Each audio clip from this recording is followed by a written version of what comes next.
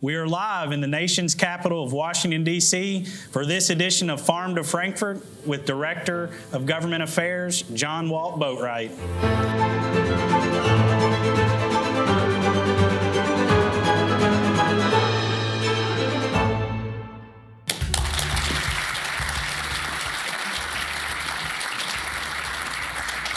So, Ericka, we have a Gator with us, a Florida guy, but I would like to point out his wonderful old-fashioned socks representing the bourbon industry, very Kentucky-ish. There you go. So, John Walt, you certainly know your crowd.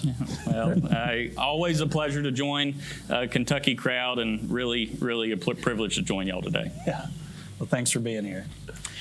Well, John Walt, a lot of us are familiar with your work and your role, and we like you even if you are a Florida Gator. We'll take it. But could you just tell everybody a little bit about your role at American Farm Bureau and what brought you there? Absolutely. Well, unabashed Florida Gator, grew up, born and raised in North Florida. Worked for Florida Farm Bureau for 5.5 years as Ericka's counterpart, and had the privilege to join American Farm Bureau in the government affairs shop on a suite of policy issues that have no shortage of challenges. Those include labor and immigration, pesticide policy, specialty crops, and food safety policy for the organization. So I've been with Farm Bureau for a total of approaching 8 years now. So you always get to bring good news, right? Absolutely. Everybody loves hearing you talk. You have all the hot topics to talk about when you go anywhere of things that are important to agriculture. Absolutely. We like Kentucky, we have a host of state farm bureaus who are regularly coming to town, and no surprise, labor and immigration policy of late has been the hottest topic in the past couple of years. Yeah, that's certainly one that we all hear the most about in the H-2A program. And the issues you work on are bipartisan, and where you have people that dislike them on both sides of the aisle. It seems like sometimes tax policy gets some partisanship, but as kind of Congress swings, those issues are able to move. It seems like immigration has been a difficult issue for the past 20 years. Absolutely. It invites a conversation, whether you're talking to Democrats or Republicans or independents. Each have their unique perspectives on those issues and constituencies that they answer to back home. But it really is an open invitation for us as Farm Bureau to be able to share the farmer perspective on these challenges. So it's been an exciting and interesting couple of years. Yeah. And we talk about Congress having its work cut out for it, but when it comes to H-2A and farm labor in general, we know that, unfortunately, a lot of what gets done in that space is handled by regulations instead of by legislation. So could you give a little overview of some of the main regulations we're seeing out there that are slightly problematic for farm labor, and also what that might look like with the new administration? It has been particularly interesting in the past couple of years when Congress has been unwilling to act or address these challenges. We've seen really a slew of new regulations from the previous 2 years that have now started to take effect. Our latest count showed that there was about 8 or 9 new regulations totaling thousands of pages that were affecting agricultural employers or specifically H-2A employers. One of those finalized in March of 2023 was a disaggregation rule, which meant that for the adverse effect wage rate that H-2A employers have to pay, they now, if those workers tried to perform certain job duties, they are drawn from a completely different data set and likely charged a much higher wage rate than even the adverse effect wage rate. So that's been a rule that we've been fighting in recent years. We've also seen USCIS, which is a part of the petitioning process for an H-2A program. They actually tacked on a $600 asylum fee to all guest worker petitions coming in, which means that the asylum program would be funded on the backs of H-2A and H-2B employers. That fundamentally to us is an unfair fee structure that is forcing farmers and ranchers across the country to shoulder the burden of those asylum fee programs. So those are just 2 examples of recent rulemakings that have caused a lot of heartburn across farm country, and ones that we've been leading the charge on advocating switching or reversing those rules. Another one that, we actually submitted comments on at the end of the year was the heat illness standard. And that is a rule we know will affect not just agriculture, but a number of industries. What is that going to look like now that we have a new administration, since it was just at the proposal state? Really good question. This has been the biggest rule that I've gotten the most feedback on from our state farm bureaus, and it causes the most concern. That rule essentially stipulates that at a heat index of 80 degrees or higher, a employer would have to implement a heat illness and injury action plan that could introduce a host of new accommodations that employers would have to provide to workers. This is something that's been in the works for a couple of years now. We've been involved at different stages of this process, but they introduced a draft rule that stipulated all of this in summer of last year. The comment period closed in January of this year, but that naturally overlapped with a new administration coming in. So it's a really good question, and that's what we're trying to determine, to engage with the administration so they hear our concerns about that rulemaking and hopefully address what would be pretty onerous rulemaking coming out of a previous administration. So we're hopeful that there will be an opportunity for this administration to actually address this, since it's only been introduced at the draft stage. So what is kind of the best way to influence change when, like Ericka said, so many of these policies that are harmful or unfair on the H-2A employer are through regulation? So our congressional delegation rarely ever gets to vote on these things. It is just administration to administration with those leaders in the Department of Labor, Department of Homeland Security. What's kind of the best way to influence change in that arena? Well, those processes are not without the ability to provide public comment, and that's where State Farm Bureau involvement and AFBF involvement are incredibly key. We try to monitor the Federal Register when new rules are being promulgated or being thought about, and that's really an opportunity for us to weigh in at that public comment phase. So this, in the instance of the heat illness rule, it had about 140 days to comment on this. So we certainly submitted comments along with Kentucky Farm Bureau and a host of others to be able to influence that. And then we are allowed to see how the administration responds, and if that doesn't work, or if we're not able to have the impact that we'd like to see, that's really an opportunity for us to engage with this new administration when they're out in the field.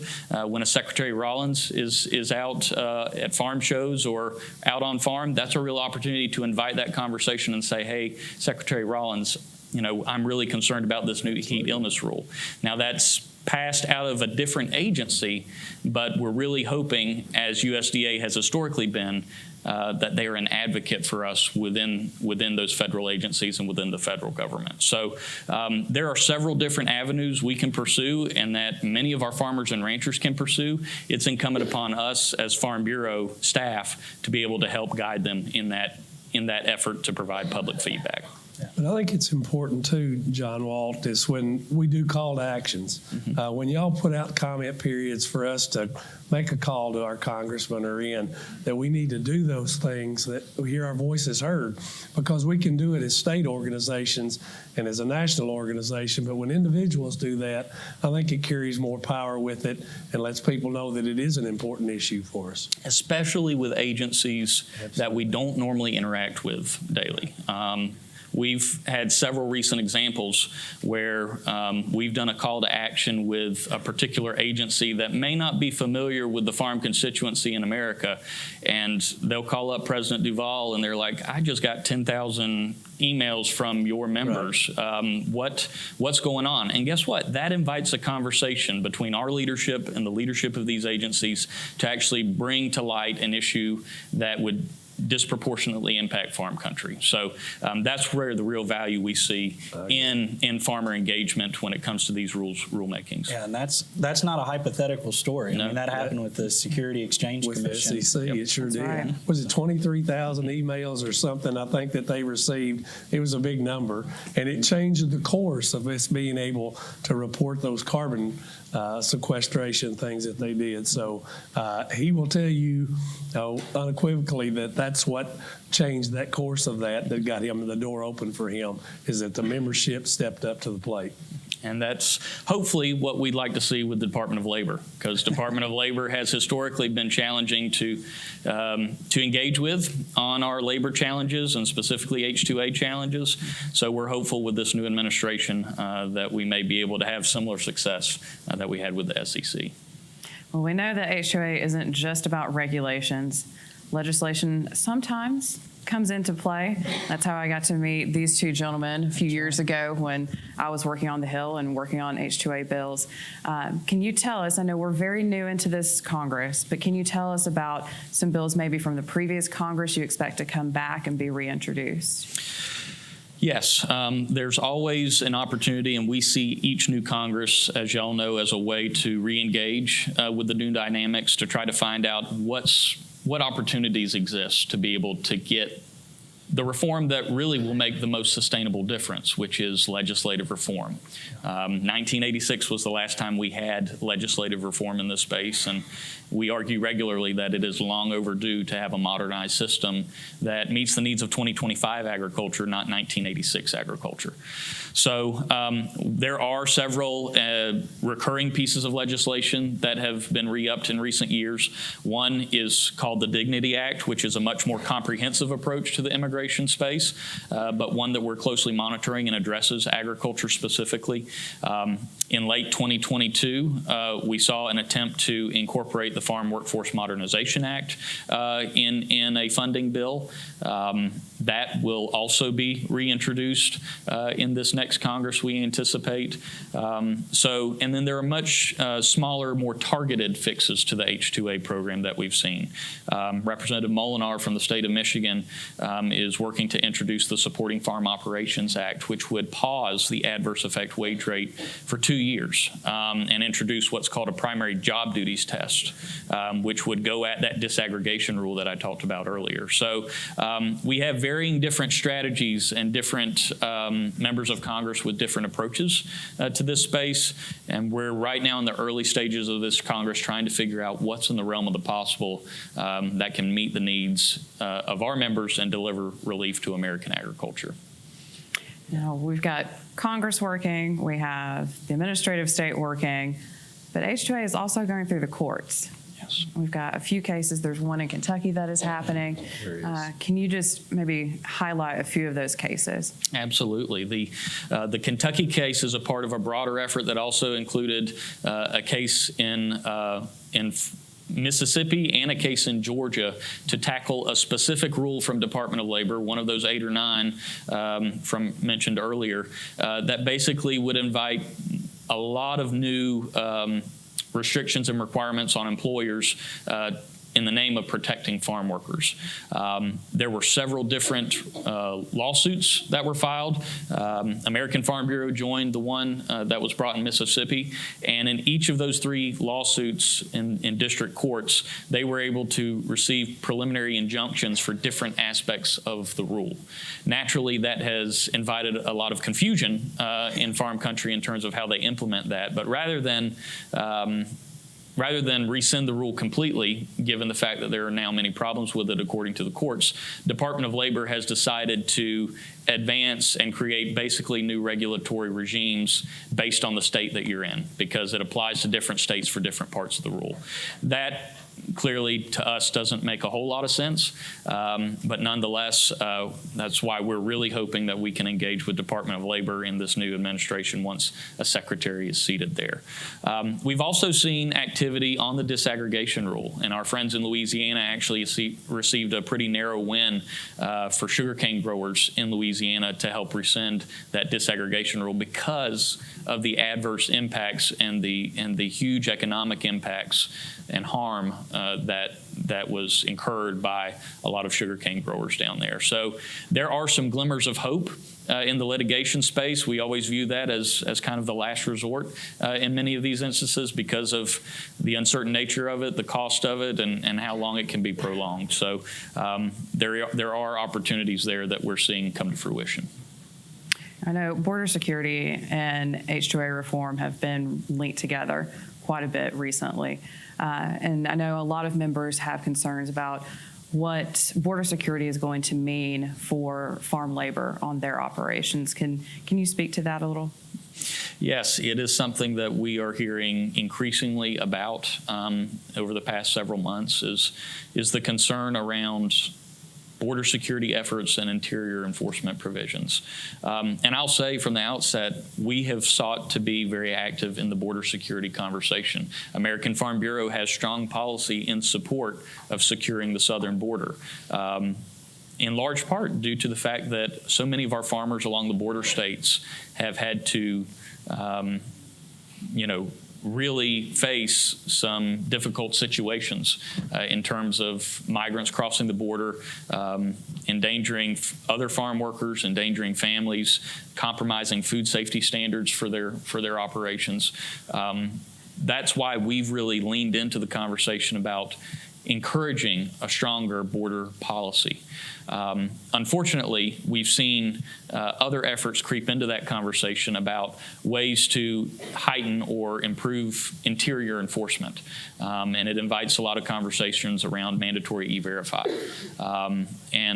And also just increased efforts towards mass deportations. Fortunately, we are not hearing or seeing many targets on farms. But that doesn't necessarily mean that we're not seeing and hearing about a lot of fear and concern across the countryside. So we've worked hard to try to find opportunities to engage with the administration on this effort, but also encouraged our state farm bureaus to please elevate stories so that way we can turn around and use those stories to really advocate on y'all's behalf in Washington, D.C. when you're not able to be here. So those are real opportunities that we see. Again, it's certainly an immediate challenge and one that causes concern, but we have to view this as an opportunity to enlighten and inform policymakers, especially new ones, when they're starting to make these decisions, so that way we can educate them on the impacts downstream to farms and ranches.